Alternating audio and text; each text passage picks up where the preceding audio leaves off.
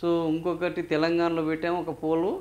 ఈ పోల్లో ఏంది అంటే జూబ్లీహిల్స్ ఉప ఎన్నికలకు సంబంధించి నిన్న ఎన్నికలు అయిపోయిన తర్వాత బీఆర్ఎస్ వాళ్ళు కానీ చాలామంది చాలా వార్తలు చాలా పోస్టులు ఏంటంటే దొంగ ఓట్లు రిగ్గింగ్ భారీ ఎత్తున జరిగింది అన్నారు. సరే మరి ఇవి నిజమా కాదా అని మనం ఒక పోల్ పెడితే ఇందులో 8,600 మంది పాల్గొన్నారు. సో ఈ దొంగ ఓట్లు రిగ్గింగ్ జరిగిందా అంటే ఎస్ మేము రిగ్గింగ్ జరిగింది అనుకుంటున్నాము అని అన్నవాళ్ళు 83% ఉంటున్నారు. సో అంటే ఈ ఎన్నికలు ఫ్రీ అండ్ ఫెయిర్గా జరగలేదు అనేదానికి ఒక ఇది సాక్ష్యం అని చెప్పొచ్చు.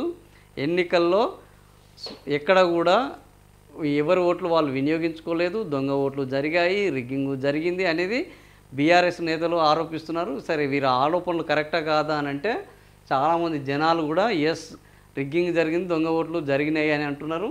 సో మరి ఇంకా దొంగ ఓట్లు రిగ్గింగ్ జరిగితేనే 48.47% పోలింగ్ జరిగితే ఇవి జరగకపోయి ఉంటే ఇంకెంత శాతం తగ్గేది అనేది ఆలోచించాల్సిన పరిస్థితే. నిజంగా కూడా ఇది ప్రమాదకరమైనది. సో మరి దాని విషయంలో ఎలక్షన్ కమిషన్కి ఆధారాలు ఉంటే ఏమన్నా చర్యలు చేపడతారా లేదా జనాలు మస్తుగా అనుకుంటారు మనం చేసేది మనం చేస్తామని వెళ్ళిపోతారా చూడాలి.